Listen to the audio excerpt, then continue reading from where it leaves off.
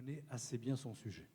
Un jour, il s'est réveillé, peut-être que j'édulcore un peu l'histoire, mais il s'est réveillé en se disant « Ah, je ne peux pas continuer à faire ça, ça n'est pas moral, presque. » Et donc, il va nous dire un petit peu en quoi a consisté sa conversion et pourquoi elle a existé.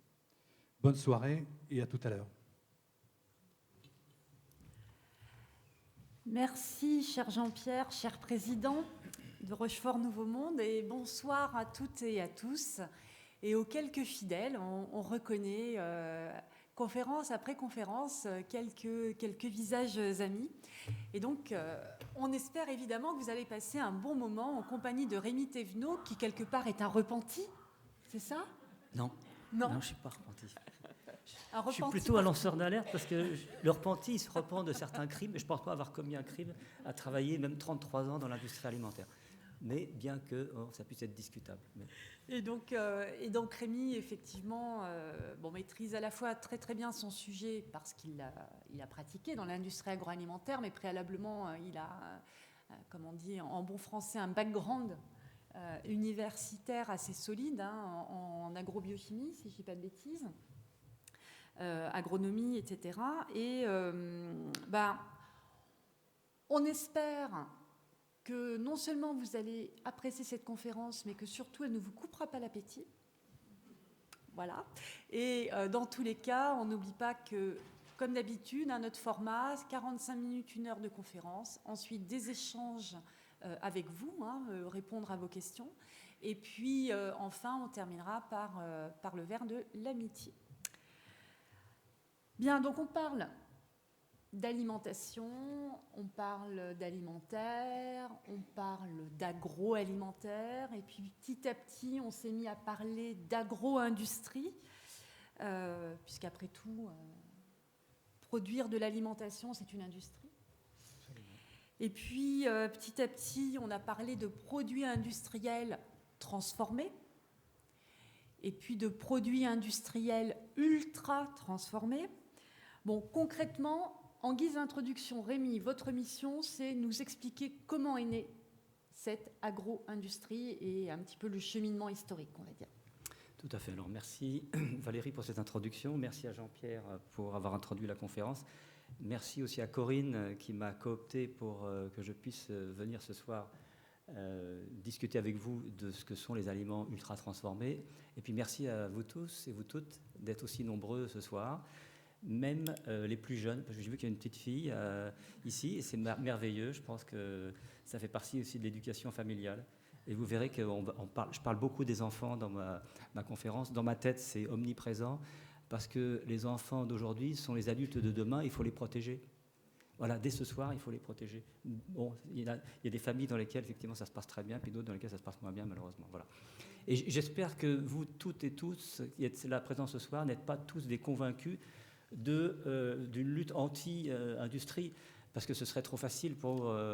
voilà, si vous êtes déconvaincus, j'ai plus grand-chose à vous apprendre ou à vous dire, mais si vous ne l'êtes pas toutes ni tous, c'est bien, je vais essayer de vous convaincre, si je peux. Voilà. En tout cas, merci encore. Alors l'industrie alimentaire, elle est née, elle existe. L'industrie alimentaire, elle existe. On dit souvent que tout nous vient des États-Unis. Malheureusement, la malbouffe, elle nous vient des États-Unis, effectivement, et tous les processus. Elle existe, cette industrie alimentaire, depuis le 19e siècle aux États-Unis. Elle est venue lentement, mais sûrement, et elle a réussi à traverser l'Atlantique et à parvenir jusqu'à nos portes de Rochefort, de La Rochelle, et même de toute la France et de l'Europe, et puis elle nous a envahis. Comment ? Alors comment ? Et c'est vrai qu'à l'issue de la dernière guerre mondiale, il fallait nourrir la population. Il y avait beaucoup de misère, beaucoup d'insatisfaction, les matières premières manquaient et donc il fallait produire. Aux États-Unis, ils ne se sont pas posé trop de questions, ils ont produit à fond, allez, on y va. L'agro-industrie est née en fait aux États-Unis bien avant la guerre même déjà.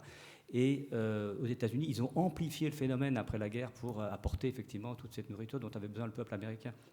Et en France et en Europe, le peuple qui avait souffert, il a fallu aussi faire les choses dans le bon ordre. Et Edgar Pisani, qui était ministre de l'Agriculture dans les années 50, ne s'est pas gêné, je dirais, pour aller tête baissée dans l'agriculture industrielle, pour, soi-disant, augmenter les rendements et Pardon. Et voilà, excusez-moi. Et puis, donc, parvenir à produire plus facilement avec des meilleurs rendements. Donc, en faisant quoi? En apportant des engrais chimiques de synthèse qui venaient des États-Unis principalement. En faisant quoi? En apportant des pesticides qui venaient d'où? Des États-Unis. Et puis, un peu plus tard, c'était les OGM, c'est les graines OGM, etc., dont vous entendez parler aujourd'hui encore, et qui sont un vrai fléau. Et le choix qu'avait fait Edgar Pisani à l'époque, aujourd'hui, on se rend compte que ce n'était pas du tout le bon choix, alors qu'il existait après-guerre une agriculture préservative, une agriculture de raison, une agriculture de protection de l'environnement, de la biodiversité. On n'a pas voulu entendre parler de ça, et on est allé bille en tête dans l'agriculture industrielle. Et regardez le résultat aujourd'hui, on va en parler un petit peu, mais c'est une catastrophe finalement. Une agriculture industrielle qui ne dit pas son nom, hyper mécanisée, c'est des aliments hyper industrialisés, donc une catastrophe industrielle, une catastrophe sanitaire et une catastrophe écologique. Voilà. Et donc, sans vouloir parler de la totalité, je dirais que les industries alimentaires en France se sont développées principalement après la guerre. Elles existent depuis longtemps aux États-Unis. Les grands groupes agro-industriels existent aux États-Unis et ils vont essaimer dans toute l'Europe. Et les industriels de l'agro-industrie, en fait, en France, les majors, on va dire, de l'industrie alimentaire, commencent à se développer, effectivement, surtout après la guerre également. Et pourquoi? Eh bien, parce que dans les années 60, si vous vous souvenez, sont nés les hypermarchés. Le premier hypermarché de Sainte-Geneviève-des-Bois, dans la région parisienne, est né a ouvert ses portes en juin 1963. Et un hypermarché, ça a été pour la population quelque chose de phénoménal, parce qu'on trouvait tout, on commençait à trouver beaucoup de choses sur un même site. Et il faut savoir que petit à petit, donc, ces hypermarchés se sont ouverts, et ça a été une sorte d'appel d'air pour faire rentrer finalement des produits industriels, parce qu'il a fallu remplir tous les rayons. Et pour les industriels, c'était une opportunité de développer ces aliments industriels qui, petit à petit, se sont transformés et sont devenus ultra transformés. Je vais vous expliquer comment. Et donc, c'était un emballement, aucune contrainte. Les industriels n'avaient aucune contrainte, puisque aucune loi ne les empêchait de faire ce qu'ils voulaient, finalement. Donc, aucune contrainte pour jouer à la chimie, pour jouer aux chimistes, et assembler des Legos pour faire des aliments industriels qui sont devenus ultra transformés. Aujourd'hui, d'ailleurs, l'urbanisation a fait que ce phénomène s'est amplifié. Le travail des femmes a fait en sorte qu'on avait moins de temps pour cuisiner, donc on se mettait à acheter industriel de plus en plus. Et les industriels l'ont bien compris. Pour eux, c'était une super opportunité. Ils se sont lancés dans le marché. Ils ont soutenu effectivement les ménagères en disant mais achetez mon produit, vous verrez, ce sera beaucoup plus simple à utiliser. Tout est fait pour embobiner finalement le consommateur, la consommatrice, pour lui faire acheter des aliments industriels. Et puis après, c'est la guerre des prix, puisque les hypermarchés sont mis en concurrence, les industriels sont en concurrence, et tout ça, ça fait, je dirais, une sorte de buzz agro-industriel qu'on connaît aujourd'hui. Voilà. Je ne pense pas qu'on puisse en être fier. Enfin, moi, non, en tout cas. Et aujourd'hui, il faut savoir que 30 à 70% des calories, on parle souvent de calories alimentaires, c'est-à-dire du pouvoir calorifique des aliments qu'on achète, sont constitués d'aliments ultra transformés. Ça dépend des pays. C'est pour ça que le petit graphique que vous voyez à droite montre que si en France, on est à 25-30% de calories consommées globalement sur la population complète en aliments ultra transformés, dans certains pays, c'est 70% de l'alimentation du pays, notamment aux États-Unis, qui est ultra transformée. Il ne faut pas s'étonner après que l'on ait cette pandémie d'obésité, par exemple, pour ne citer que l'obésité. Merci Rémi. Avant de passer à la suite, donc là on a un rapide historique et bravo pour avoir tenu dans les temps et relevé le défi. Donc on voit bien qu'on a un système qui n'est pas le bon, qui n'a pas su non plus anticiper les impacts, à la fois sur la santé humaine, sur la biodiversité, etc. C'est un sujet sur lequel on reviendra tout à l'heure. Mais auparavant, on a parlé donc de malbouffe, on a parlé d'aliments transformés, ultra transformés. Il est peut-être temps maintenant de rentrer un peu plus en détail et d'expliquer ce que c'est. Tout à fait. Merci Rémi. Alors, là, on va rentrer dans le cœur du sujet. Alors, j'ai cité quelques aliments ultra transformés. Vous en connaissez certainement beaucoup aujourd'hui. On va définir ce que c'est qu'un aliment ultra transformé. D'abord, on voit sur la liste que j'ai présentée, donc il y a les céréales du petit déjeuner qui nous sont importées directement des États-Unis. Aujourd'hui, on les fabrique en France, mais ça vient tout droit des États-Unis. Et ça fait un siècle qu'on fabrique ça aux États-Unis. En France, ça n'a fait que 40 ans. Il y a 50 ans maximum, il n'y avait pas de céréales pour petit déjeuner en France. D'accord ? Voilà. Alors, céréales pour petit déjeuner, qu'est-ce que c'est ? On verra tout à l'heure, ce sont des céréales soufflées, extrudées, qui ont tout faux sur le plan de la nutrition. C'est des produits hyper sucrés. On appelle ça des bombes à sucre. Donc pour les enfants, c'est hyper prohibé. On ne donne pas ça à un enfant le matin au petit déjeuner, parce qu'à 10 heures, comme c'est que du sucre rapide, à 10 heures, l'enfant a faim, il tombe en syncope, il peut tomber en hypoglycémie et se trouver par terre, tout simplement.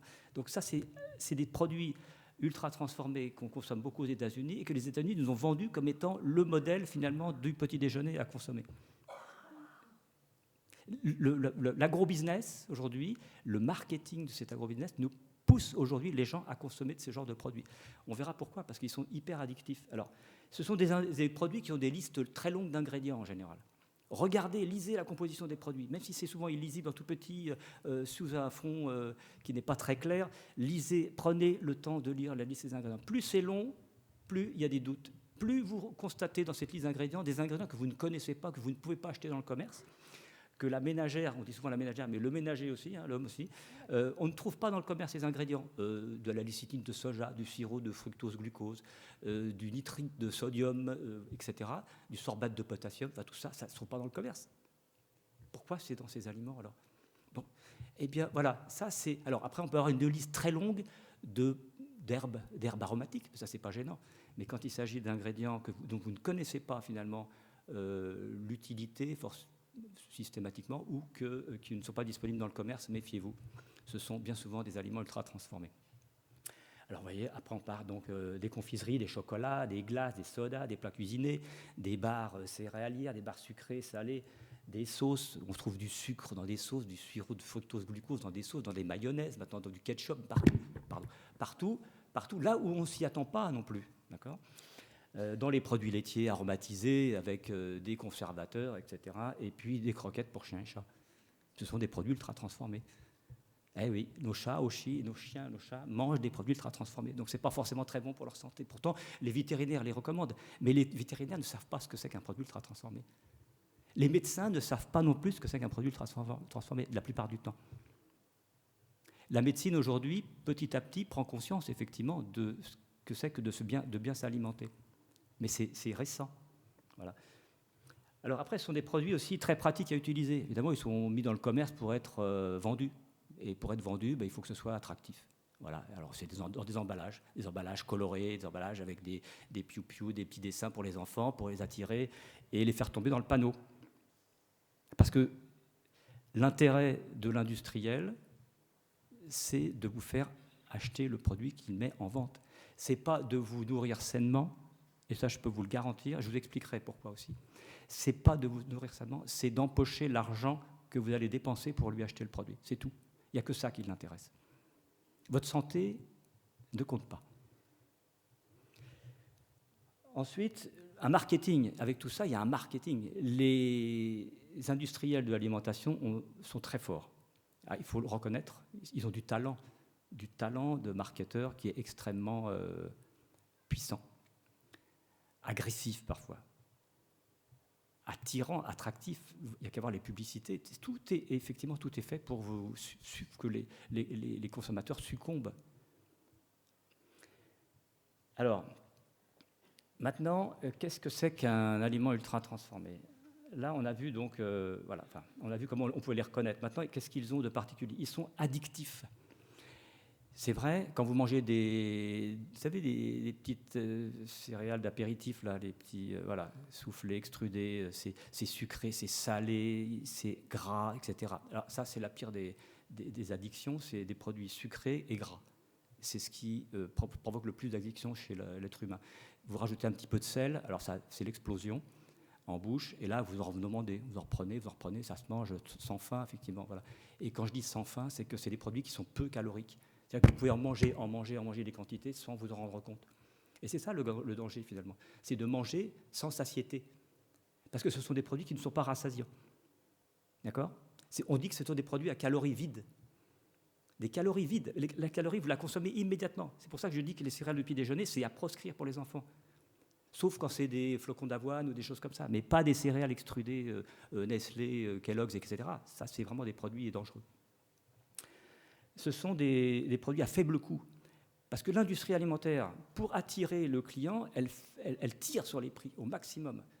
Elle tire sur les prix et on verra même qu'elle va aller chercher les matières premières n'importe où dans le monde, là où c'est le moins cher. Ce qui l'apporte, c'est fabriquer le moins cher possible. D'accord ? Donc, elle ira, s'il faut faire le tour de la Terre, elle ira faire le tour de la Terre pour aller chercher la matière première. Si ça lui coûte moins cher en transport, en extraction et en espèces sonnantes et trébuchantes. Voilà. Et ce sont des produits reconstitués. Un aliment industriel ultra transformé, il est reconstitué. C'est-à-dire qu'on part d'ingrédients qui sont des ingrédients dont on va parler, qui sont souvent des additifs ou des produits issus du cracking, et qui sont reconstitués, comme un Lego. Finalement, les industriels de l'alimentation sont devenus des chimistes qui font du Lego, ou des mécaniciens qui font du Lego, c'est tout. Ils ont rien inventé. Ils ont inventé quelque chose de très néfaste, finalement, qui ont des aliments qui ont un pouvoir extrêmement addictif sur les consommateurs pour gagner de l'argent. Je répète, c'est le seul intérêt qu'ils ont aujourd'hui, c'est de gagner de l'argent. Voilà. Alors, j'ai mis 70% des aliments industriels en grande surface, 70% des aliments industriels dans les hypermarchés et les supermarchés sont des aliments ultra transformés. C'est énorme. D'accord ? Donc c'est très facile de tomber sur un aliment ultra transformé si vous vous promenez dans les rayons d'une grande surface. Très facile. Il y en a partout. C'est plus difficile de trouver des aliments non ultra transformés. Alors, en fait, il faut apprendre à reconnaître ce que sont les marqueurs d'ultra transformation, parce que je disais tout à l'heure, plus il y a d'additifs, plus la liste des ingrédients est longue et plus ils risquent d'être ultra transformés. Et c'est vrai que si vous trouvez un ou deux additifs que vous ne connaissez pas du tout, c'est un aliment ultra transformé. Mais après, il y a aussi l'ultra transformation qui est liée à la manière dont le produit a été fabriqué. Ça fait partie des marqueurs d'ultra transformation. Donc il y a les additifs, mais il y a aussi les processus de fabrication. Et là, on va en avoir un exemplaire. À droite, où est la photo, c'est un extrudeur. Un extrudeur. Je vous le disais au tout début de cette émission, ce qui caractérise les aliments ultra transformés, ce n'est pas seulement la présence d'additifs, c'est aussi une question de processus de transformation. On va prendre un cas concret, celui des céréales pour le petit déjeuner. Il peut y avoir différents processus ou plusieurs étapes. Celle que l'on va découvrir maintenant est une simple transformation, la cuisson-extrusion. On revient à la HES de Sion. Une des façons la plus simples de transformer un aliment, c'est l'extrusion. Lydie Moreau est professeure de sciences des aliments. Elle propose à ses étudiants de travailler sur des recettes différentes de céréales pour le petit déjeuner. Un des produits très transformés dans l'industrie alimentaire. En cause, les sucres et les additifs. Mais ici, l'idée est de faire avec moins de sucre et sans additifs. Je vous propose aujourd'hui d'extruder 3 recettes de céréales de petit déjeuner, enfin la base de la céréale de petit déjeuner. On va faire une recette standard donc, qui contient aux alentours de 10% de sucre, on va mettre plus ou moins, puis on va ensuite faire une recette qui contient un petit peu moins de sucre et puis une recette qui contient un petit peu plus de fibres que la recette standard. De cette manière, vous allez pouvoir voir les challenges techniques qu'on peut avoir pour justement essayer de réduire la quantité de sucre qu'on peut trouver dans ce type de produit alimentaire. L'extrusion dans l'industrie alimentaire est un des processus essentiels pour la transformation des aliments. C'est un process qui permet de cuire, par exemple, les farines d'une autre manière que ce que l'on peut faire, par exemple, avec une cuisson traditionnelle au four. Donc, finalement, on va faire des mélanges, comme ici, des mélanges de farine. On a pris cet exemple-là des céréales de petit déjeuner, mais finalement, les pâtes sont également faites par extrusion. Donc, on fait des mélanges, on met les poudres mélangées dans l'extrudeuse. L'extrudeuse va simplement chauffer mélangé grâce à une vis à l'intérieur de la machine. Puis lorsque le produit va sortir, il va être plus ou moins expansé, donc il va plus ou moins grossir, on va dire, à la sortie de la machine. Et donc on va avoir les petites boules de produits, donc les petites boules de céréales, comme ce que vous avez pu voir tout à l'heure. L'objectif de la cuisson-extrusion, c'est aussi de permettre une meilleure digestibilité de l'amidon, nous dit-on. On s'efforce à la HES de Sion de mettre moins de sucre. Voilà. Je ne sais pas si vous avez bien entendu. Alors, en fait, on est dans une halle de technologie, dans une école de formation en Suisse. Et on voit la professeure qui montre à ses élèves comment fabriquer, selon certaines recettes, des produits extrudés. C'est des céréales, des céréales du petit déjeuner extrudées. C'est un appareil... En fait, cet appareil, c'est un appareil qui est issu de la plasturgie. La plasturgie, c'est l'industrie qui fabrique des plastiques, notamment des petites billes de polystyrène, de polyéthylène, etc. Donc toutes ces billes-là, l'industrie alimentaire a eu l'idée d'utiliser cette technologie pour fabriquer des céréales pour petit déjeuner. C'est les mêmes machines qui sont utilisées pour faire des croquettes pour chiens et chats. Bon, dans des usines différentes, on est d'accord. Mais quand on voit cette vidéo, la professeure de technologie, en fait, elle dit simplement, voilà, c'est un processus simplement différent pour cuire les farines. Alors c'est vrai qu'on met des farines, on mélange avec du sucre, des matières grasses, etc. Et puis on injecte de la vapeur. Sauf que ce qu'elle ne dit pas, c'est que les matières premières qui sont introduites dans cette machine, au départ, elles sont natives, elles sont parfaites. Une fois qu'elles sortent de la machine, elles sont complètement explosées, déstructurées. C'est-à-dire que les protéines n'existent plus, elles sont complètement explosées, détruites. Toutes les fibres sont détruites, il n'y a plus rien. En fait, c'est un procédé complètement déstructurant. C'est-à-dire que vous avez des matières premières natives à l'entrée et à la sortie, vous avez un produit qui ne contient que des molécules les unes associées aux autres, mais qui n'ont plus rien à voir avec la matière première de départ. C'est pour ça que c'est pas rassasiant. Il n'y a plus de fibres. Il n'y a plus de protéines, c'est que des acides aminés, il n'y a plus de matière grasse, tout ça est explosé, complètement explosé. Et elle dit simplement, mais non, c'est juste un produit, une manière différente de cuire. Non, c'est de l'ultra-transformation. Et ça, elle ne le dit pas, et c'est ce que je voulais vous montrer. Après, on va voir alors, le cracking. Alors, juste avant de lancer, Jean-Pierre, le cracking, c'est la technologie révolutionnaire qu'utilise l'industrie alimentaire depuis maintenant 40 ans, issue de l'industrie pétrolière. Ce qu'on a vu en photo tout à l'heure, là, c'était un cracker d'hydrocarbures. Vous mettez du pétrole là-dedans, puis vous ressortez du kérosène, du gasoil, de l'essence sans plomb, etc. Tout ça. C'est l'industrie pétrolière qui a inventé ça. L'industrie alimentaire s'est dit, tiens, pourquoi on ne ferait pas pareil avec, vous allez voir, différentes matières premières.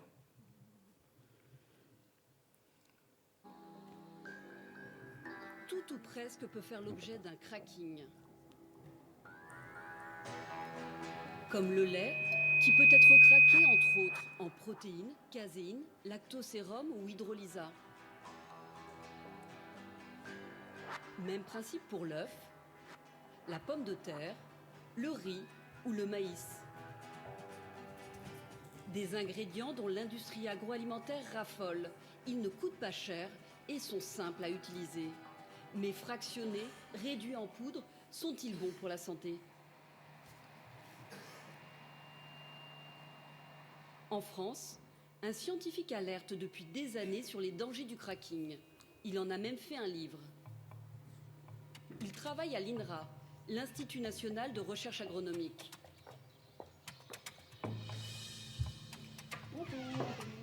Anthony Fardet est spécialiste en nutrition. Mon job, c'est d'essayer de trouver comment faire pour que les gens vivent longtemps, mais surtout en bonne santé. Ce qui n'est pas forcément le cas aujourd'hui sur les approches holistiques. Selon lui, à force de décomposer les aliments, l'industrie fabrique de petites bombes sanitaires. Il nous en fait la démonstration à partir d'un simple grain de blé. Alors, donc là ici, vous avez un épi de blé. La première étape de craquage ou de fractionnement, c'est évidemment la production de farine blanche. Donc la farine qui est une farine raffinée. Donc pourquoi raffinée ? Parce qu'on enlève les couches externes, ce qu'on appelle le son de blé, et le germe de blé. Voilà. À cette étape, la farine vendue aux consommateurs a déjà perdu une bonne partie de ses qualités nutritionnelles. Et ce n'est pas tout. Mais où le fractionnement va commencer à poser problème, c'est quand on commence à fractionner la farine en gluten et amidon.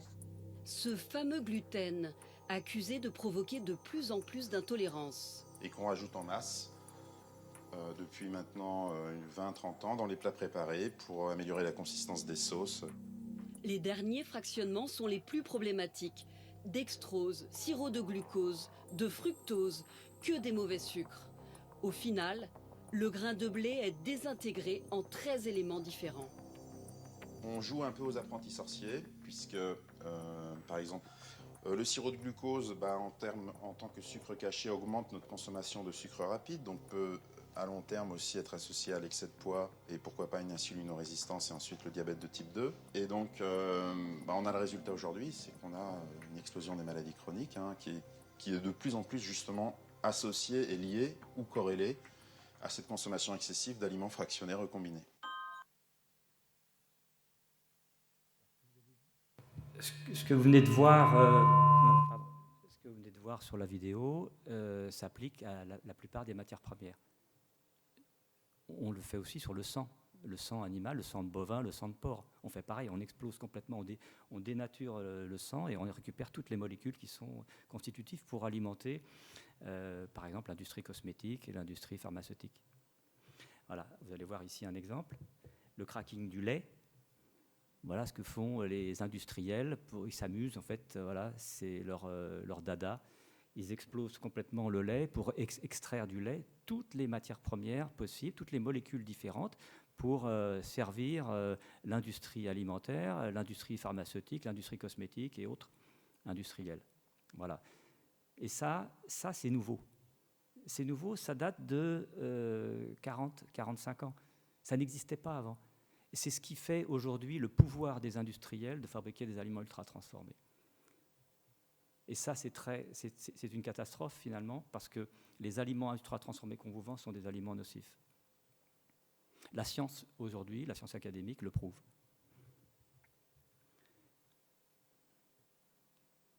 Alors, une fois qu'on a déstructuré un aliment, on reconstitue un autre aliment. Allez, avant de carrément sombrer en dépression profonde ici, allez, qui a déjà mangé des cordons bleus ultra transformés ? Voilà. Nous aussi, nous allons peut-être finir par être des repentis tout à l'heure, on verra. Allez, on y va. Alors, l'exemple du cordon bleu, c'est assez particulier, mais on peut prendre l'exemple du croque-monsieur. Voilà, je me suis amusé un jour, quand j'ai écrit mon bouquin, je me suis amusé à regarder les aliments ultra transformés qu'il y avait dans un supermarché, un hypermarché. Puis j'ai regardé, je me suis arrêté au cordon bleu, au croque-monsieur Herta, parce qu'un jour, comme je travaillais chez Nestlé, j'étais invité à travailler avec le directeur technique d'Herta dans le Nord. Là. Je me suis pointé dans l'usine, et puis au déjeuner, j'ai eu droit à un repas fait de croque-monsieur fabriqué dans l'usine. Puis quand j'ai dit au directeur de l'usine que je ne trouvais pas ça bon et qu'il était polyphosphaté, tout mouillé, tout le jambon était tout mouillé, que c'était, j'ai pas dit dégueulasse, mais c'était le mot qui me venait à la tête. Il a fait la tête en disant mais oui, mais c'est des produits de l'entreprise, c'est tout ce qu'il y a à manger. On ne se plaint pas des produits que l'entreprise fabrique. Voilà. C'était un peu la vieille école, mais vous voyez le genre de truc. J'ai regardé la composition, il y avait 29 ingrédients. 29 ingrédients pour fabriquer un croque-monsieur. 11 additifs. 11 additifs. 29 ingrédients, 11 additifs. Même si vous essayiez de faire la même chose, vous n'y arriverez pas. Impossible. Il n'y a qu'eux qui savent faire ce genre de choses. Voilà. Bon, et ça c'est un autre exemple, l'exemple du cordon bleu et les caractéristiques. C'est le cordon bleu de l'hyperdodu. Ça, c'est le genre de truc à proscrire, surtout pour les enfants. Ne jamais manger ce genre de truc. Regardez. La viande, c'est pas de la viande. C'est une préparation de viande. Qu'est-ce que c'est que cette préparation de viande ? Ce n'est que de ce qu'on appelle, dans le jargon industriel, la viande séparée mécaniquement. Dans les abattoirs, une fois qu'on a récupéré la viande et qu'on laisse les os de côté, les os sont soit récupérés pour l'industrie du pet food, donc des chiens et chats, soit on les écrase dans des machines, des grosses machines, des broyeuses, et puis ensuite on les presse et on récupère les os d'un côté et le reste de maigre qui peut rester sur les os avec tous les ligaments et les tissus conjonctifs. Voilà. Et ça, on le broie et c'est ce qu'on met là-dedans. D'accord ? C'est ni plus ni moins que ça. Ça ne coûte rien du tout pour l'industriel, mais c'est pour ça que ça ne coûte pas cher. Mais ce n'est pas de la viande. Hein. On rajoute du dextrose, des fibres de blé pour donner une texture. En fait, Le croque-monsieur que vous faites vous-même avec les ingrédients naturels que vous achetez, il a toutes les qualités et toutes les qualités nutritionnelles et organoleptiques pour faire un bon cordon bleu.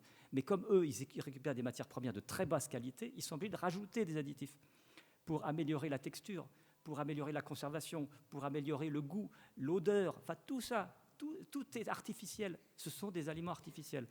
Le fromage, c'est pas de la fromage. Il n'y a pas de lait là-dedans, il n'y a aucun fromage. Je peux vous le dire.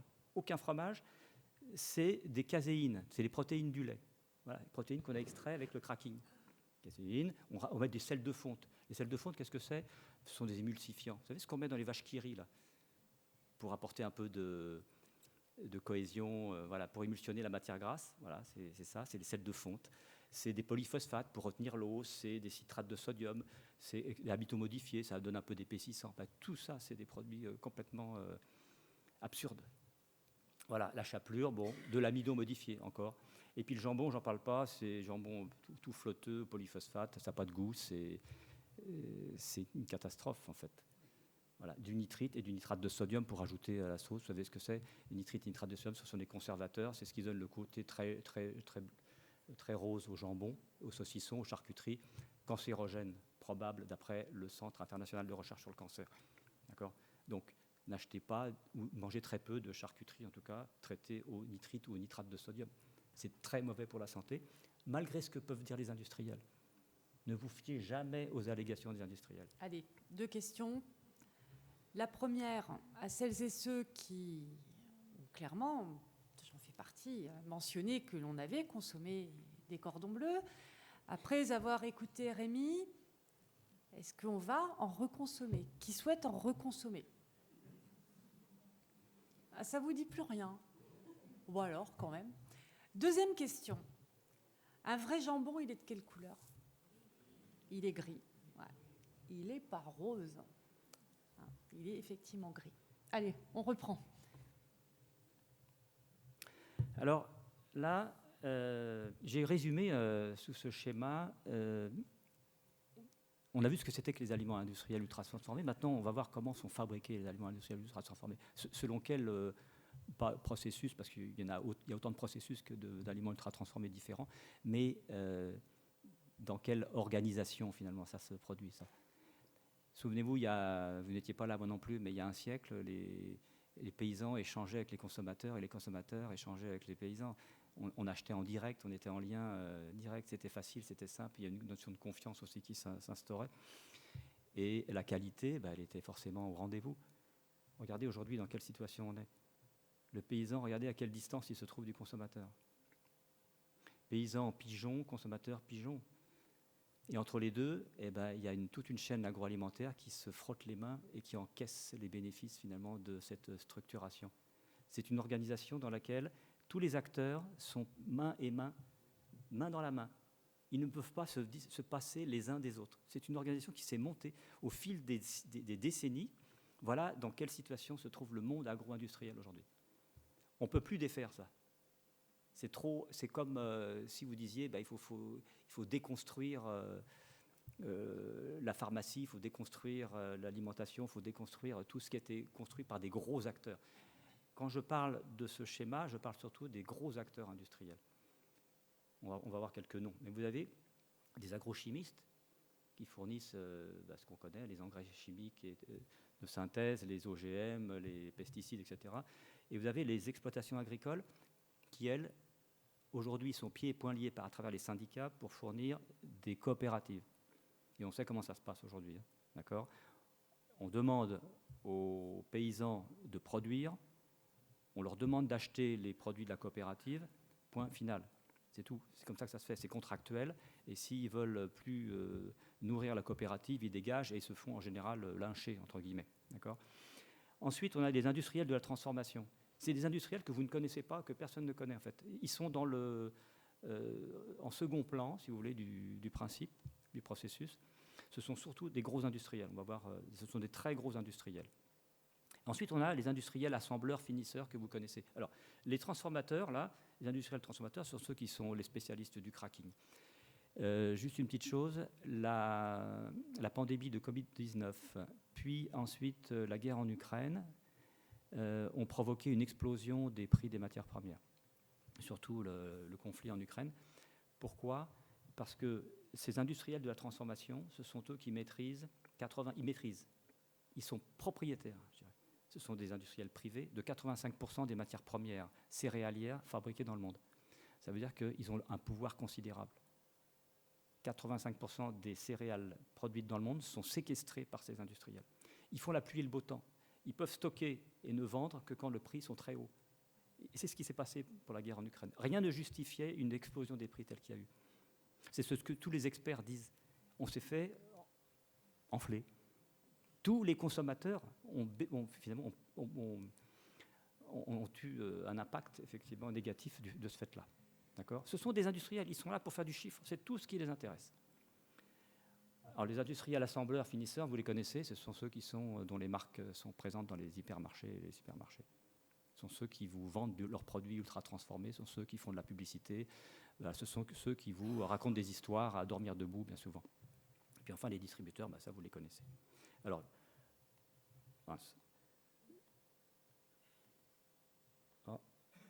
voilà. Donc ça c'est, j'ai mis quelques noms. Alors, vous connaissez peut-être pas les fournisseurs d'engrais chimiques et de pesticides, mais ce sont des grosses sociétés. Il y en a 5 ou 6 dans le monde. Point. D'accord. Ce sont principalement des sociétés suisses, allemandes, américaines. Il y en a une en Chine. C'est tout. Et c'est elles qui font la pluie et le beau temps sur la fabrication des pesticides, la distribution, etc. Donc ils ont une maîtrise sur les graines OGM, etc. C'est eux. Ensuite, vous avez les coopératives agricoles. Alors, on connaît, je ne sais pas si vous avez entendu ce matin Arnaud Rousseau, le président de la FNSEA, il était interviewé sur France Inter. Lui, c'est le président d'Avril, 9 milliards d'euros de chiffre d'affaires. Une coopérative qui fait 9 milliards d'euros de chiffre d'affaires. Vous ne croyez pas qu'elle est suffisamment grosse pour faire plier les paysans qui leur fournissent les matières premières ? Qu'est-ce qu'ils peuvent faire que peuvent faire les paysans, les agriculteurs, contre une société de cette taille-là? Et les autres, c'est du même acabit. D'accord ? Ensuite, vous avez les transformateurs, donc Cargill, ADM, Dreyfus, ABM, JBS, etc. C'est des Tyson Food, Bunge. Voilà, ce sont des sociétés qui font 50, 60, 70 milliards de dollars de chiffre d'affaires. Ce sont des grosses sociétés. Le système alimentaire aujourd'hui, il est séquestré par l'ensemble de ces acteurs. Et puis après, vous avez les transformateurs que vous connaissez, Nestlé qui est le leader mondial de l'industrie alimentaire au monde, qui fait 90 milliards de dollars de chiffre d'affaires par an. D'accord ? Les 10 que j'ai cités là, Nestlé, PepsiCo, Unilever, font 500 milliards de dollars de chiffre d'affaires par an. À eux, les 10 premiers, 500 milliards de dollars de chiffre d'affaires. Voilà. Donc il faut se représenter ce que c'est. C'est des chiffres colossaux. Si on rajoute à ça les transformateurs, les coopératives, les fournisseurs d'engrais, etc., ça fait des chiffres énormes. C'est extrêmement conséquent et même inimaginable. Puis après, vous avez les distributeurs que vous connaissez bien. Mais les distributeurs, ils sont coquins avec les industriels, mais vous savez, ils ne peuvent pas se passer les uns des autres, mais ils n'arrêtent pas de se critiquer et se cracher dessus, mais ça n'empêche qu'ils travaillent ensemble, parce qu'ils ne peuvent pas se passer l'un de l'autre. Et vous savez qu'à partir du 1er janvier jusqu'au 28 février ou 29 février, ils négocient les prix pour l'année en cours. Voilà. Mais ils se tapent dessus, mais ils finissent par trouver un consensus voilà. Sachant que les prix que vous voyez dans les supermarchés, ce ne sont pas les prix définis par les industriels, ce sont des prix toujours définis par le distributeur. C'est lui qui a le dernier mot, qui fixe les prix.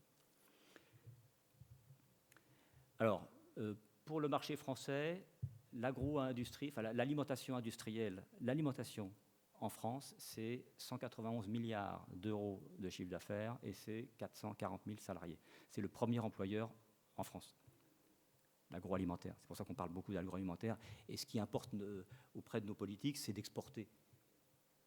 Je veux dire, c'est stupide de penser uniquement à l'exportation. On ne fabrique pas, on ne produit pas. Si on n'est pas autosuffisant dans certaines de nos consommations, pourquoi aller exporter ? Toujours l'exportation. Ce qui plaît aux hommes politiques, c'est effectivement qu'on ait une industrie exportatrice. Mais ce n'est pas ça l'important. L'important, c'est de fabriquer bien, mieux et en fonction des besoins.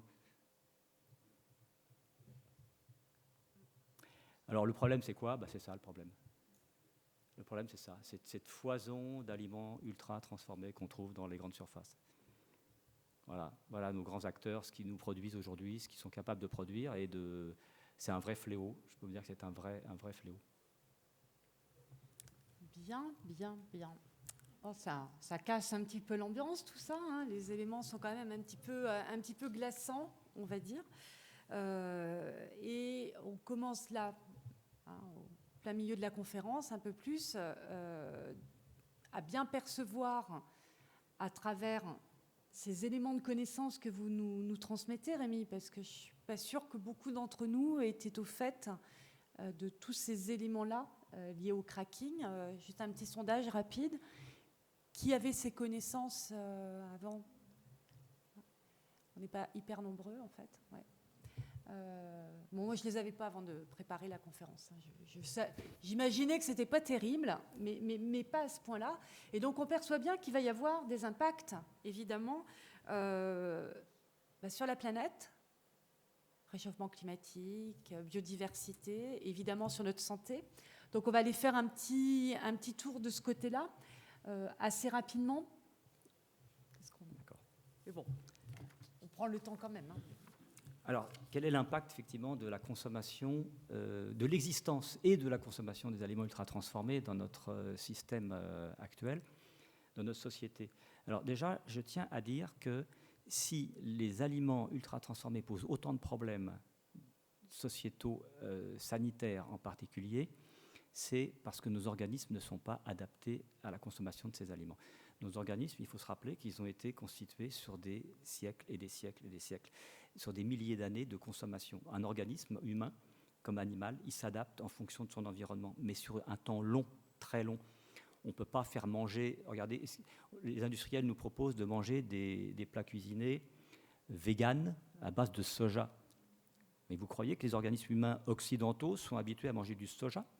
C'est très particulier, soja. Dans les sojas, il y a des hormones sexuelles femelles, d'accord, qui sont présentes en quantité non négligeable.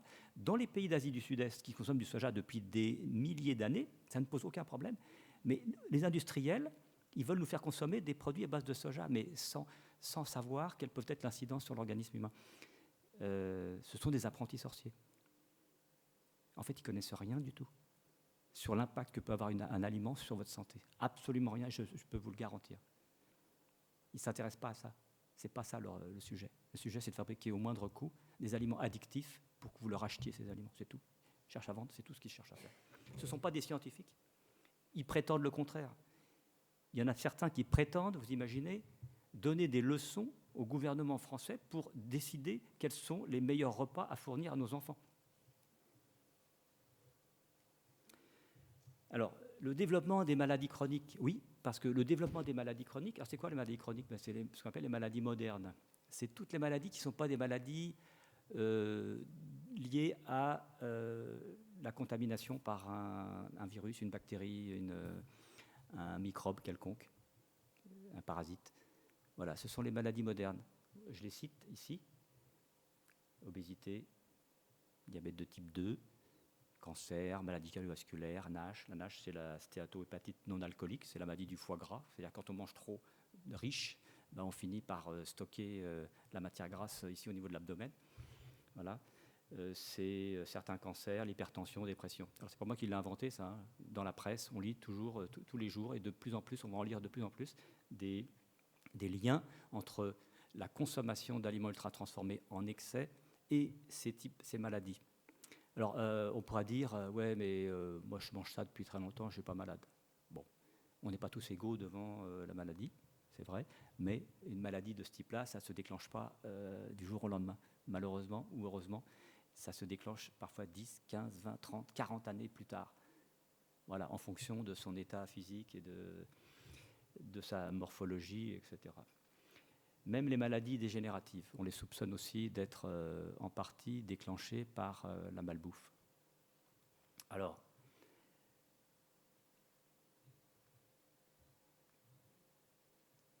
obésité. L'obésité, c'est une pandémie, donc c'est quelque chose de mondial. Je vais présenter quelques chiffres après, mais c'est un fléau. Aujourd'hui, c'est un phénomène qui se développe dans beaucoup de pays, même les pays en voie de développement, sont sujets au développement de l'obésité, même en Afrique. Je ne parle pas de la Chine, et de la Chine qui est concernée également. C'est venu encore des États-Unis et du Canada, et ça s'est répandu un peu partout dans le monde. Ce qui fait le plus peur aujourd'hui, c'est le diabète de type 2 qui explose beaucoup plus vite que l'obésité encore. Alors, la FAO, c'est l'Organisation pour l'agriculture et l'alimentation qui dépend des Nations Unies, au même titre que l'Organisation mondiale de la santé, l'OMS, qui dépend aussi des Nations Unies, dit que les mauvaises habitudes alimentaires sont responsables de 8 000 milliards de dollars de dépenses, donc gaspillées finalement, dans le monde chaque année. Vous vous rendez compte? C'est à la fois de la malnutrition et c'est de la sous-nutrition et de la surnutrition. Il faut savoir qu'aujourd'hui, on meurt autant d'être sous-nutri que d'être surnutri. Vous vous rendez compte? On meurt autant d'être sous-nutri que d'être finalement en situation d'obésité. C'est affreux. Ça veut dire que ceux qui mangent trop, comme ceux qui mangent peu, finalement, sont condamnés quasiment à développer des maladies. On ne meurt pas de l'obésité, on meurt des conséquences de l'obésité. Maladies cardiovasculaires, cancer. Vous avez vu ce qui s'est passé avec la pandémie de Covid-19. Les gens obèses ont été beaucoup plus affectés que les autres. D'après les chercheurs, ce serait essentiellement lié à leur microbiote. Ils ont un microbiote qui est complètement déréglé et qui n'agit plus, qui n'a plus la fonction que doit avoir un microbiote pour protéger la santé de l'individu contre des affections extérieures.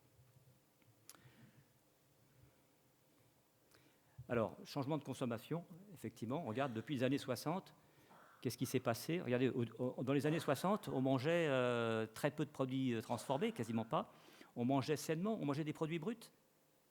Et regardez, les produits bruts, effectivement, ils n'ont fait que de stagner, finalement. Il n'y a pas eu d'augmentation avec l'augmentation de la consommation, finalement. Ce n'est pas normal. Ça veut dire que les gens se retranchent, finalement, derrière des produits transformés, ultra transformés. On voit bien, confiserie, pâtisserie, boissons sucrées, ça, c'est des produits ultra transformés. Il y en a d'autres, parmi les produits laitiers également.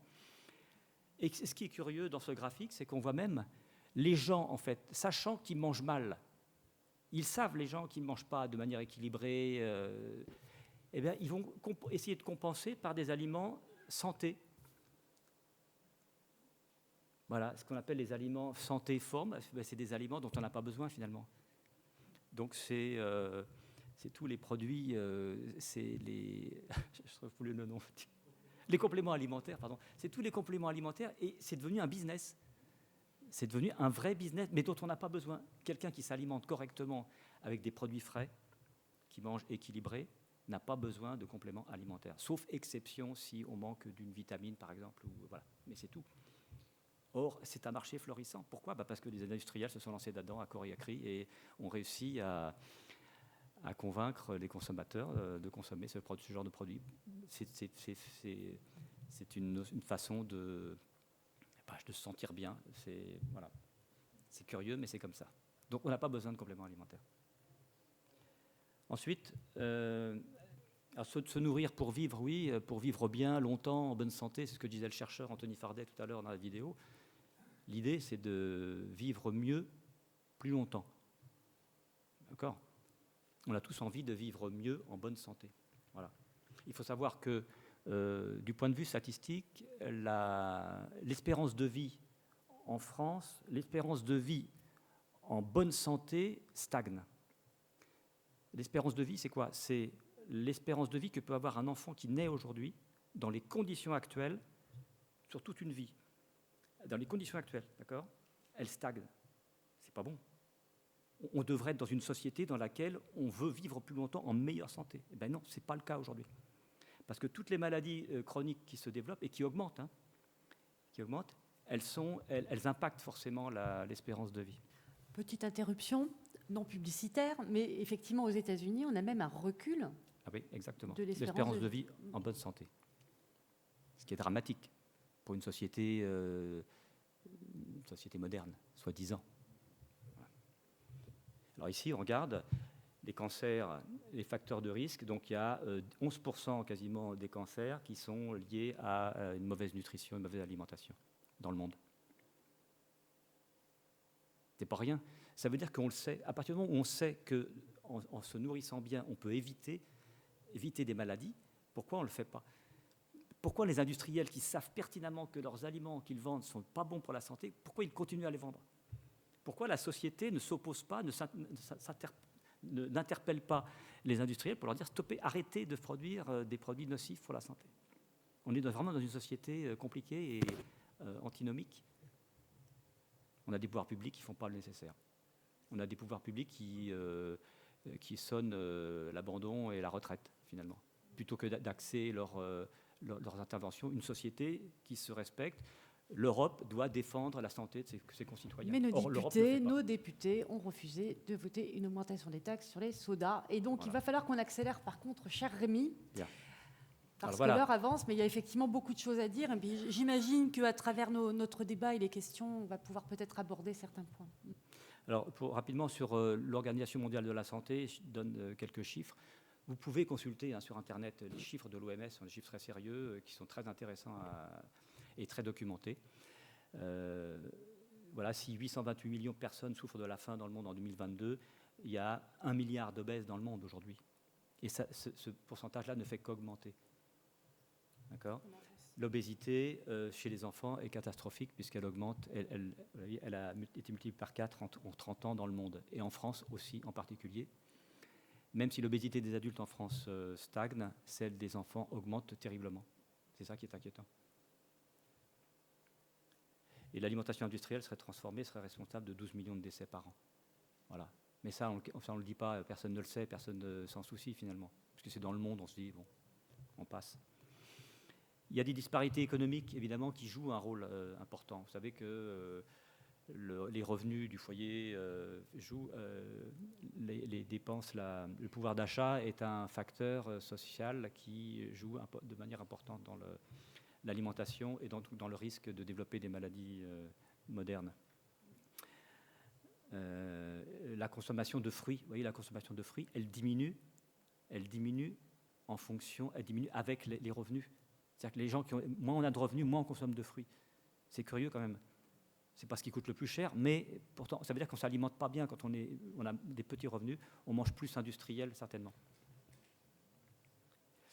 Par contre, du côté positif, on peut dire que voilà, les Français sont des champions du temps passé à table. Ça c'est un facteur positif. Les Italiens et les Espagnols, vous voyez, c'est curieux. Et c'est en France, en Espagne, en Italie, et puis dans les pays du Nord, Norvège et Suède, qu'on a les taux d'obésité les plus faibles. Alors, je ne fais pas de lien de cause à effet, mais je dis que manger à table, dans un milieu ouvert, sociable, ce qu'on appelle la commensalité, c'est très important parce que c'est du temps passé en société, c'est du temps passé ensemble, on mange bien, on mange avec appétit, etc. On ne mange pas sur le pouce comme aux États-Unis. Aux États-Unis, ils se nourrissent, ils mangent des nutriments. Nous, en France, on s'alimente, on mange des aliments. Vous voyez la différence ? Eux, ils mangent des protéines, des glucides et des lipides. Nous, on mange des aliments entiers. Enfin, on essaye, malgré la présence d'aliments ultra transformés. C'est à ça qu'il faut revenir.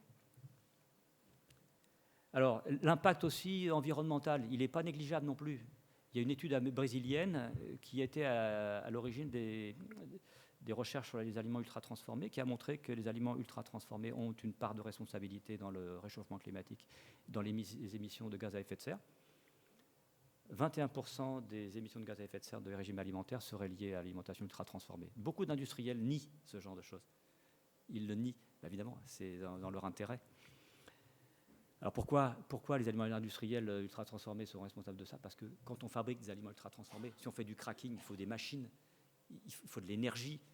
En fait, c'est toutes les machines qu'on utilise dans l'industrie alimentaire, qu'on n'utilisait pas avant, c'est de nouvelles machines. Et pour avoir ces machines et ces usines, il faut fabriquer des machines qui fabriquent les machines, et ainsi de suite. Et toute cette panoplie de matériel, finalement, va générer plus de gaz à effet de serre. Et puis en même temps aussi, on génère des emballages, des déchets plastiques, on détruit des forêts pour fabriquer, par exemple, pour planter des palmiers à huile, parce qu'on utilise beaucoup d'huile de palme dans l'industrie alimentaire. Voilà. Tout ça, ça impactent de manière sévère la biodiversité et notre environnement. Alors, quand je dis que les industriels nous manipulent, je vais aller plus loin. Je dirais que, je ne suis pas le seul à le dire, que les industriels sont des criminels. Les industriels, les gros industriels de l'alimentation, que j'ai cités tout à l'heure, ce sont des criminels. Je ne suis pas le seul à le dire, c'est pour ça que je me permets aussi de le dire, puisque Richard Ramos, qui est député MoDem à l'Assemblée nationale, Loïc Prudhomme, qui sont des défenseurs également de l'alimentation saine, contre les industriels de l'alimentation, le disent clairement haut et fort devant tout le monde. Et moi, je le dis, je suis d'accord avec eux. Ce sont des criminels. Un jour, ils devront répondre de leurs crimes. Ça, c'est vraiment des crimes. Nourrir la population, donner des aliments dont ils savent pertinemment qu'ils sont nocifs pour la santé, c'est criminel. Parce qu'ils nous offrent, voilà, ils nous offrent non seulement des aliments ultra transformés, mais en plus, tous ces additifs dont on ne parle pas, tous ces additifs qui sont dans les aliments, dans l'eau, donc dans l'eau utilisée par les industriels, dans l'air qu'on respire, dans les sols, ce sont des résidus de pesticides, on en parle encore beaucoup aujourd'hui, des PFAS, les fameux PFAS, les fameux polluants éternels qui sont présents dans l'eau, dans l'air et dans les sols, des nanoparticules de plastique. Vous avez entendu parler récemment d'une étude qui montre que dans une bouteille plastique des grands minéraliers, là, Nestlé et compagnie, qui a fait le buzz aussi pour ces problèmes de traitement d'eau minérale, contiennent des milliers de nanoparticules de plastique. Quand vous buvez une bouteille, 1 litre de plastique, vous ingurgitez des milliers de particules de plastique. Et aujourd'hui, on ne connaît pas l'incidence de ces particules de plastique sur le corps humain. Ce qu'on sait, c'est que les nanoparticules de plastique pénètrent dans nos cellules. Pour quel effet, on ne sait pas encore, mais des études sont en cours pour en savoir un peu plus. Donc, moi, je ne bois plus de bouteilles d'eau dans bouteilles de plastique. Voilà, filtrez votre eau le plus possible. Les hydrocarbures aromatiques, ça, c'est des hydrocarbures qu'on trouve dans les encres, dans les cols des emballages, qui peuvent diffuser dans le produit. Pendant longtemps, je ne sais pas si vous avez vu, ou même encore aujourd'hui, des pâtes du riz sont conditionnées dans des boîtes en carton directement. Des pâtes, ça arrive souvent que des pâtes soient conditionnées dans des boîtes en carton. D'accord ? Si les encres utilisées, ou si le carton a été recyclé à partir de cartons dans lesquels il y avait des encres qui contenaient des MOSH, des MOAH, qui sont des produits issus des hydrocarbures aromatiques, polycycliques, dangereux, cancérigènes. S'ils se retrouvent dans l'emballage, ils vont être au contact de l'aliment et ils vont contaminer l'aliment. Mais des très faibles quantités. Quand il s'agit de perturbateurs endocriniens comme le bisphénol, vous savez le bisphénol qu'il y avait dans les biberons, et puis dans les tickets de caisse, pourquoi il a été retiré ? Parce que ça a été déclaré comme perturbateur endocrinien. Or, un perturbateur endocrinien, qu'est-ce que c'est ? C'est une molécule qui va agir comme une hormone. Et comment agit une hormone dans nos organismes ? À des doses extrêmement faibles. Il n'y a pas de limite autorisée en fait, pour un perturbateur endocrinien. À plus petite dose, il a un impact, le perturbateur endocrinien. D'accord ? Plus petite dose. Donc il faut les proscrire. Et des pesticides. Parmi les pesticides, il y a beaucoup de perturbateurs endocriniens. Donc, ne pas consommer d'aliments ultra transformés, ne pas consommer d'aliments industriels, vous évite déjà en grande partie de consommer toutes ces molécules chimiques.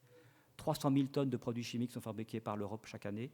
100 000 molécules de synthèse existent dans le monde aujourd'hui, entre l'agrochimie, la chimie, l'industrie alimentaire. 100 000 molécules de synthèse. Et l'Europe, aujourd'hui, se fait tirer les oreilles, notamment la Commission européenne, pour faire interdire un grand nombre de molécules chimiques qui gangrènent notre santé à travers les aliments industriels. Mais elle se fait tirer l'oreille parce qu'elle n'avance pas. Voilà. Et les conséquences pour tout ça, c'est les maladies dont on a parlé tout à l'heure et les dégâts considérables sur l'environnement. Alors, là, on a un peu le moral un peu plus dans les chaussettes.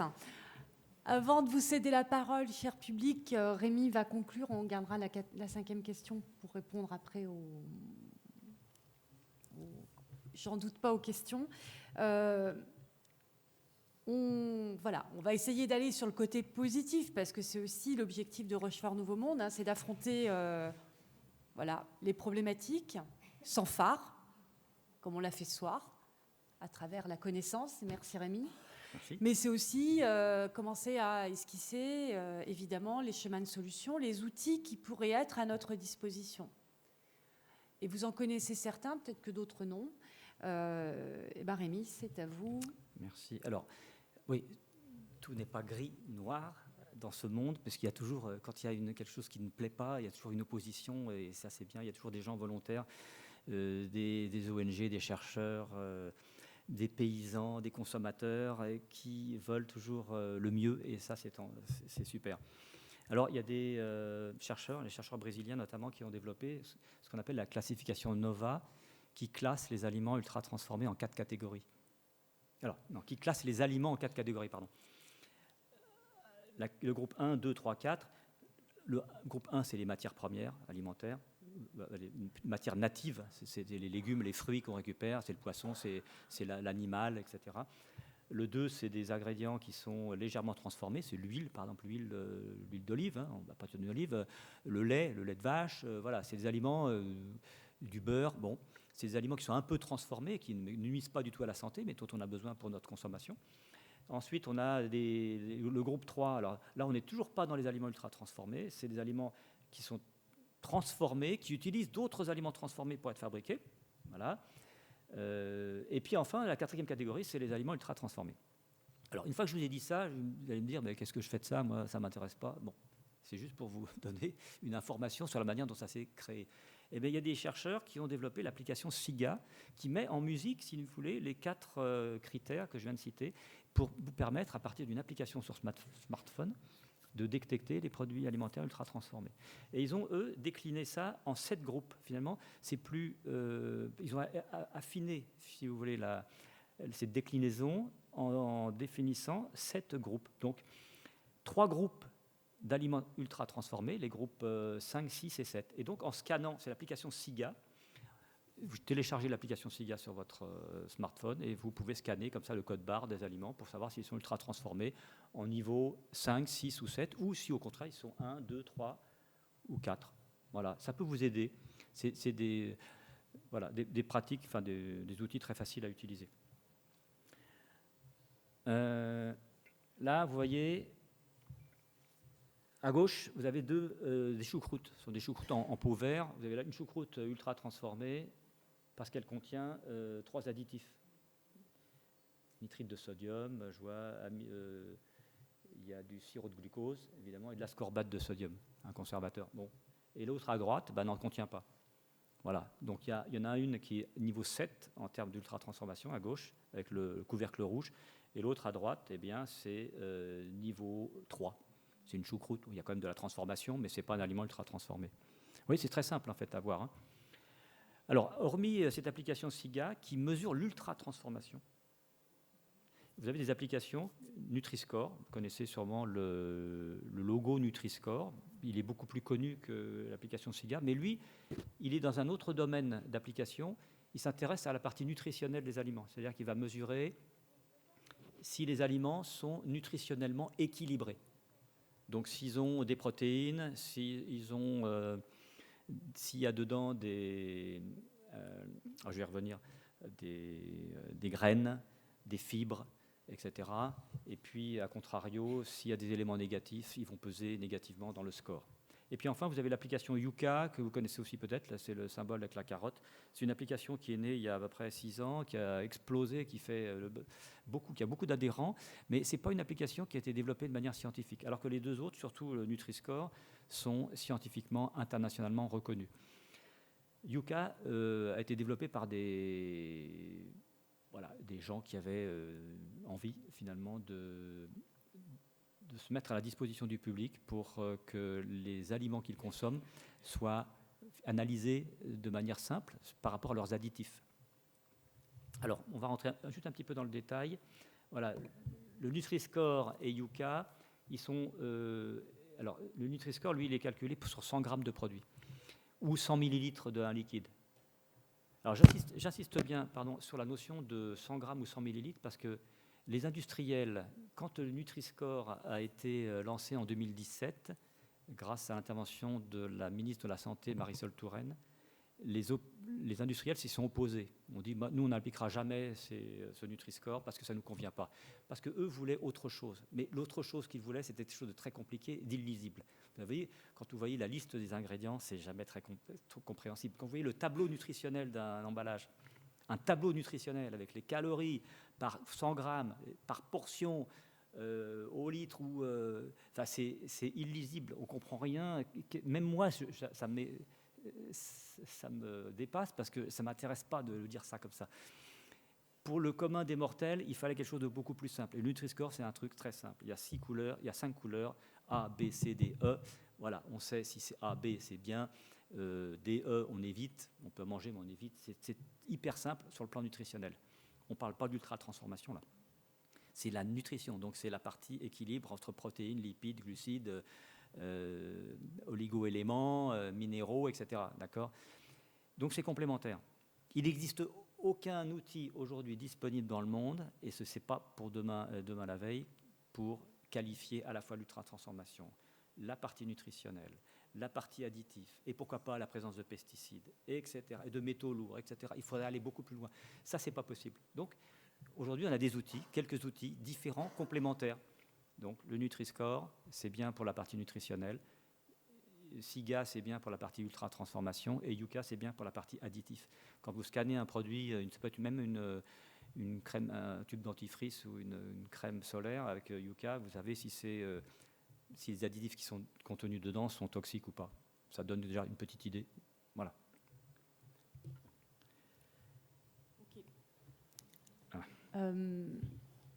Donc, ce qu'on vous propose, c'est on garde quelque chose un peu sous le coude là, et on vous le présentera peut-être pour répondre à quelques questions qui seraient posées sur le sujet. On va vous céder la parole, fidèle aux conférences Rochefort Nouveau Monde. Donc, n'ayez pas peur. Je suis sûre qu'il y a des questions. Allez, c'est parti. On en a une. Et ben voilà. Et alors, notre animatrice, elle était subjuguée par la conférence. Voilà, subjuguée.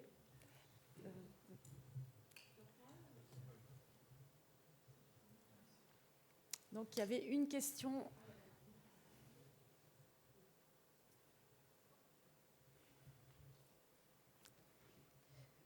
Alors déjà, merci pour cette conférence, c'est passionnant.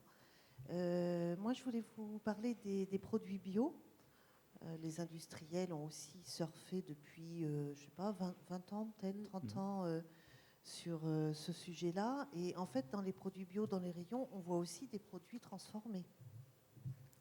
Est-ce qu'il y a des produits ultra transformés? Et sous prétexte qu'il y a marqué bio, est-ce qu'on peut les acheter les yeux fermés? C'est une bonne question. Je ne me suis pas étendu tout à l'heure dessus, même si je parlais un petit peu du bio. Alors le bio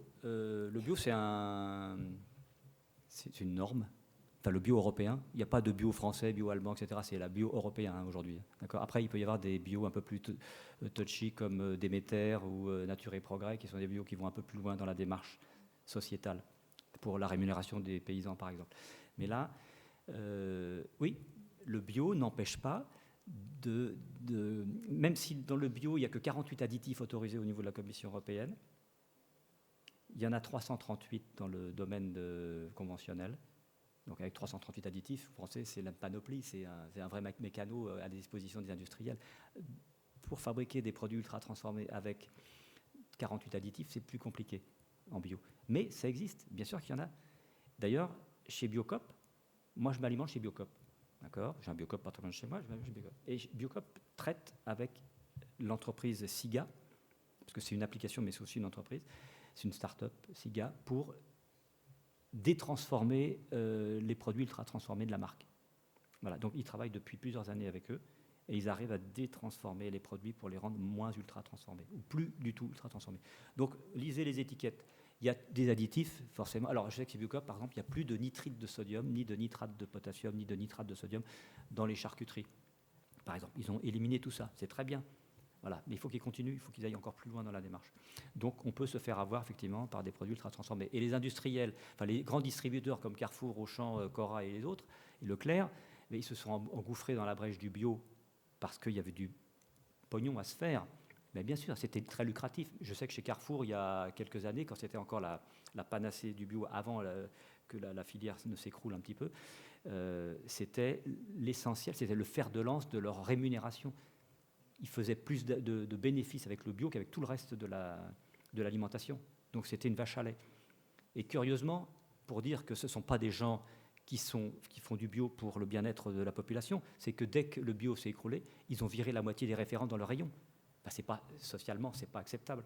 Ça veut bien dire que c'est uniquement par affaire, par profit qu'ils sont lancés dans le bio. Donc, voilà. Bien. Rémi, on va modérer la passion parce que sinon, s'il y a encore beaucoup de questions, on ne va pas y arriver. Mais j'en doute pas, tiens, un futur adhérent de Rochefort Nouveau Monde, hein, un de nos habitués, il va finir par venir. Merci beaucoup pour votre intervention qualitative. Alors, moi, ma question, elle porte plus sur le début, lorsque vous nous contiez l'histoire de l'arrivée du circuit des aliments ultra transformés des États-Unis. Vous parliez qu'il y avait un modèle alternatif en France notamment, et je voulais savoir déjà quel était-il et pourquoi c'est le modèle américain qui s'est imposé et pourquoi les alternatives ne se sont pas développées. Merci pour la question. Le modèle qui existait, c'est le modèle qu'on connaît aujourd'hui, c'est le modèle de préservation, c'est le modèle du bio, mais du vrai bio. Mais il existait parce que c'était comme ça. Aujourd'hui, autrefois, on ne parlait pas de bio puisque c'était naturel. On ne devrait même pas utiliser le mot bio aujourd'hui. Voilà, mais c'était le modèle qui existait. Alors, j'ai lu quelque chose là-dessus. Après, je ne me suis pas étendu non plus, donc je ne suis pas un connaisseur, un expert, un spécialiste, on va dire, de la question. Mais c'était ça, c'était l'agriculture responsable, une agriculture qui préservait l'environnement, la biodiversité. C'est ce qu'on connaît, c'est ce qu'on essaie de faire aujourd'hui avec l'agriculture biologique. Mais c'est ce qu'on aurait dû faire à l'époque. Mais vous savez, quand un gouvernement avec une idée en tête sur le modèle des Américains qui réussissaient à produire, à exploser leur rendement, puisque ça c'était quelque chose d'exceptionnel, eh ben, ils se sont lancés corps et âme dans l'industrie, dans l'agriculture industrielle. C'était le modèle. Et puis, il y avait des lobbies, il y avait de l'argent à se faire, et il y avait surtout des intérêts privés. Les lobbies qui existent aujourd'hui, ils existaient déjà à l'époque. Il ne faut pas se leurrer. Voilà. C'est un gouvernement aujourd'hui qui se laisse embobiner par des lobbies, c'est un gouvernement faible. Et je pense qu'à l'époque, ils étaient avec des œillères et qu'ils n'avaient qu'une chose en tête, c'était de produire, peu importe la qualité de ce qu'on produisait. Et non, allez-y. Bonjour. Et bonjour. Merci pour cette très belle conférence.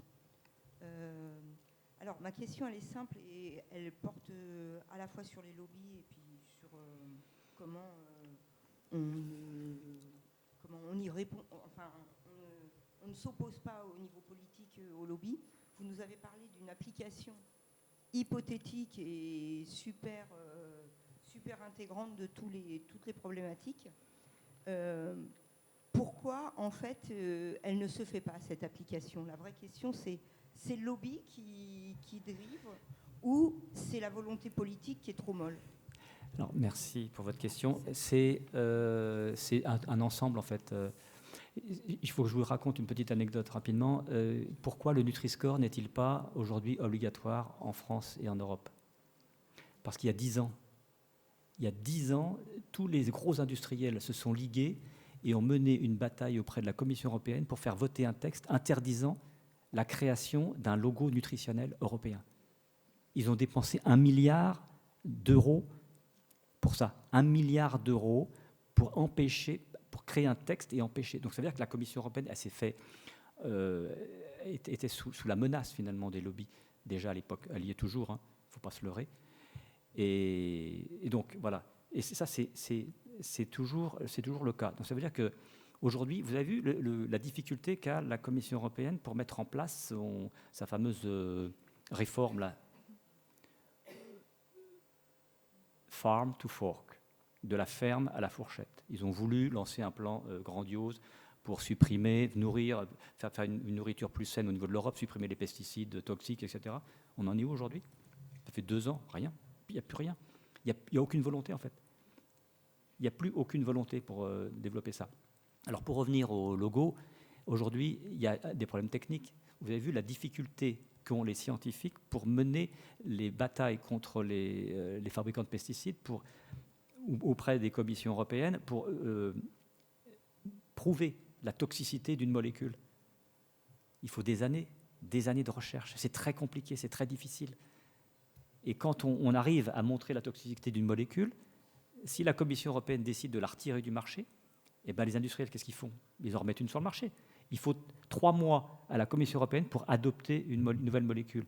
Il faut des années et des années pour en supprimer une. C'est pas normal quand même. Il y a un problème. Ça veut dire que parce que les techniques utilisées, comment on appelle ça, les spécificités utilisées par la Commission européenne pour qualifier une molécule se font principalement sur la base des articles scientifiques fournis par l'industriel. Vous vous rendez compte? Comment on est protégé chez nous, là, en Europe? Ce sont les textes, les travaux de recherche des industriels qui font foi auprès de la Commission européenne pour valider la toxicité ou non d'une molécule. Et voilà. Si vous le permettez, une question très simple. Quel lait acheter? Parce que le lait à la ferme, évidemment, ça nous est maintenant impossible. Alors, j'achète quel lait? Du lait de vache, du lait de brebis ou du lait de chèvre? UHT? Alors, le lait UHT, c'est un lait de longue conservation. Alors, il est traité, il est chauffé à 140 degrés quelques secondes. Bon, c'est pas méchant. Autrefois, le lait UHT avait un goût de brûlé qui était très désagréable. Aujourd'hui, on fait du lait UHT qui est très consommable. Le problème, c'est qu'il se trouve dans une bouteille en plastique. Bien souvent. Alors moi, ce que je vous conseille déjà, c'est d'essayer d'acheter des aliments sans plastique. Parce qu'il faut vous dire une chose, c'est que quand vous achetez un produit alimentaire dans du plastique, il est possible qu'il ait été emballé à chaud.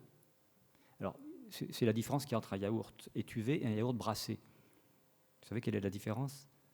Le yaourt étuvé, c'est le yaourt qui est solide, là, il est tout lisse sur le dessus quand vous ouvrez l'opercule. Le yaourt brassé, il est déjà brassé, il est...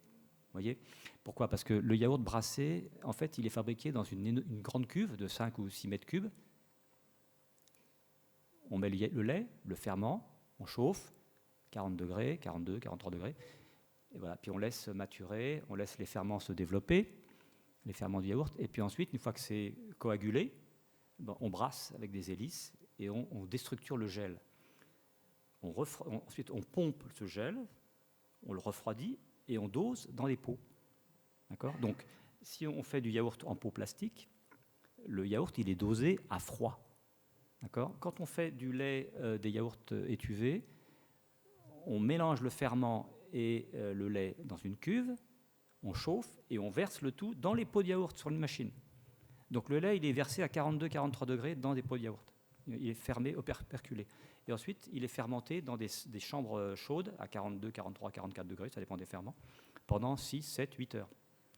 Donc le temps de contact entre le lait chaud et le plastique, c'est pas bon du tout. Il y a des normes aujourd'hui qui sont, vous verrez, si vous creusez bien le sujet sur le site de la DGCCRF ou le site du ministère de l'Agriculture, vous verrez, il y a des textes de loi européens et français qui précisent à quelle diffusion de molécules de plastique ont droit les industriels quand ils utilisent tel ou tel plastique à telle température et avec tel aliment. Ça veut dire qu'il y a des diffusions permanentes. Ça veut dire que quand vous avez un aliment chaud dans du plastique, le plastique diffuse dans l'aliment. Si vous mangez un yaourt étuvé, vous allez manger du plastique. C'est du polystyrène haute densité, vous allez manger du polystyrène. Puis si vous grattez un peu plus votre pot de yaourt à la fin, vous allez encore en manger un peu plus de plastique. Donc un conseil, mangez des yaourts en pot vert. Ben oui. Oui. Voilà, donc le lait que je vous conseille de boire, c'est du lait... C'est du lait pasteurisé, qui aura peut-être un peu plus d'oligo-éléments présents. Le lait pasteurisé, le lait stérilisé, c'est très bon aussi, mais voilà, il y a peut-être moins de vitamines dans le lait stérilisé. C'est forcément, il a été un peu déstructuré, bon, mais c'est toujours du lait. Mais évitez simplement les emballages plastiques.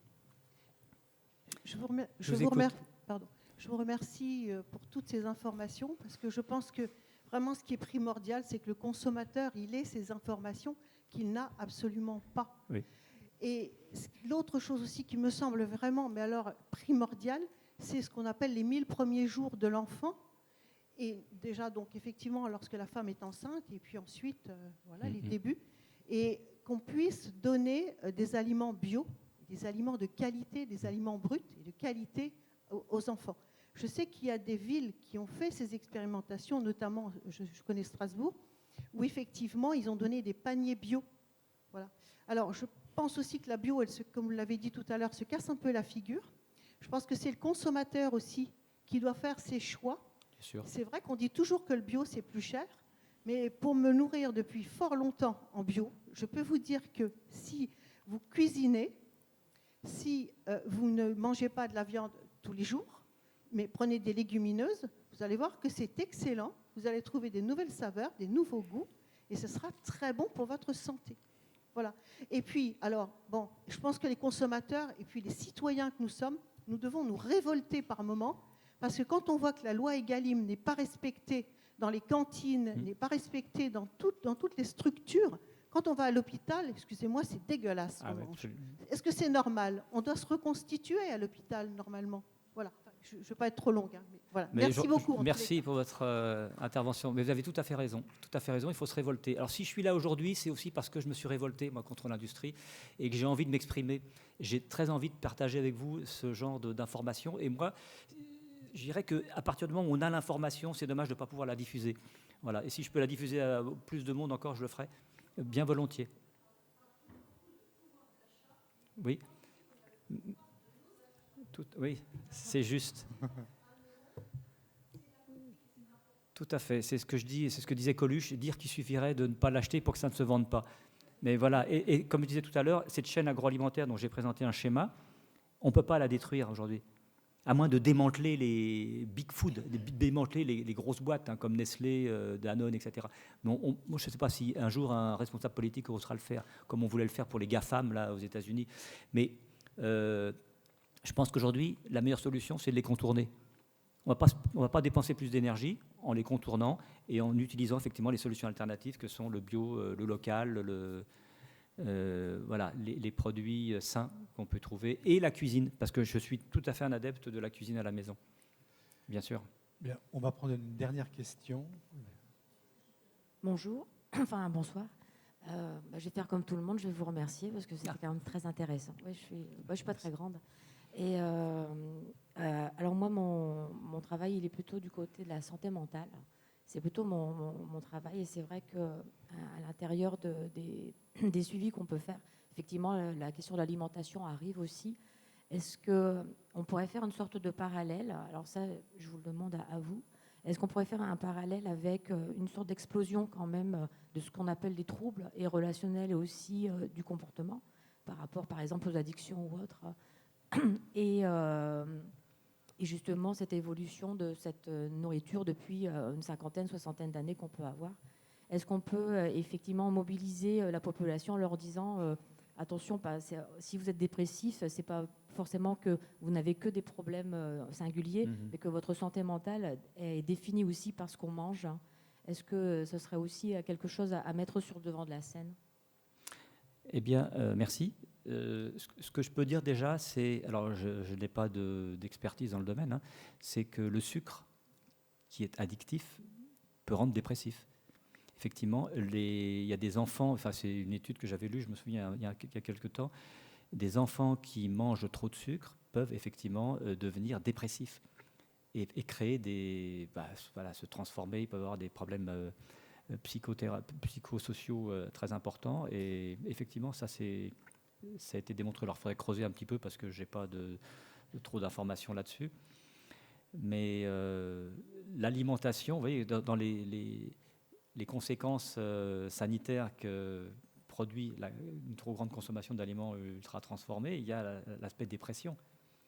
Aujourd'hui, et ce n'est pas moi qui le dis, c'est l'EREN. Alors, je n'ai pas décrit tout à l'heure, mais l'EREN, c'est l'équipe de recherche en épidémiologie nutritionnelle de l'université de Bobigny, qui rassemble des chercheurs de l'INSERM, de l'INRA, du CNAM, le Conservatoire national des arts et métiers, et qui est à l'origine aussi du Nutri-Score, entre autres, et qui se base sur des études Nutrinet Santé. Je ne sais pas si vous connaissez le principe l'organisation Nutrinet Santé qui a été développée par l'INSERM. C'est une étude basée sur le volontariat. Donc moi, je participe depuis 12 ans à cette étude. C'est-à-dire qu'on reçoit des questionnaires et on répond aux questionnaires en toute franchise, en toute transparence. Et ils ont, comme ça, je crois qu'ils ont 175 000 adhérents. Et à partir des réponses aux questionnaires, ils arrivent à faire ce qui s'appelle des études prospectives pour déduire d'une certaine alimentation des risques encourus par rapport à cette alimentation sur la santé. Et ils arrivent comme ça à prouver, effectivement, sans lien de cause à effet, mais à prouver l'incidence. C'est comme ça que dernièrement, cette étude a montré que l'augmentation de 12% de la consommation d'aliments ultra-transformés avait une incidence de 12% d'augmentation du risque de certains cancers. Voilà, c'est très clair, c'est indiscutable en fait. Ce sont des études indiscutables, faites sur, en général, 80 000 personnes. Voilà. Et il y a d'autres études comme ça qui sont menées aussi en Angleterre, mais les études de Nutrinet Santé sont exceptionnelles. Et la dame, la chercheuse Mathilde Touvier, qui officie aujourd'hui à la place du professeur Serge Egbert, qui est à l'origine du Nutri-Score.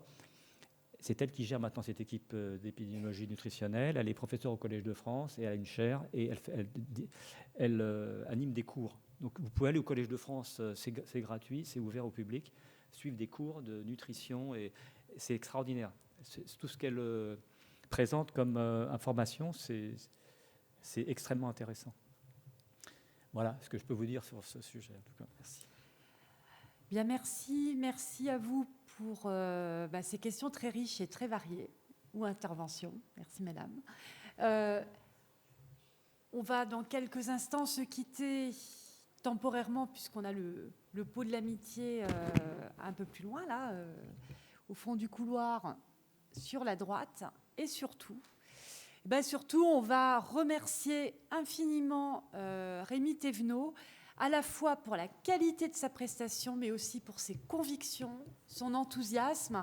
Et j'espère qu'on repart tous avec, avec quelques outils, quelques bonnes idées, et surtout, gardons l'optimisme. Voilà. Merci.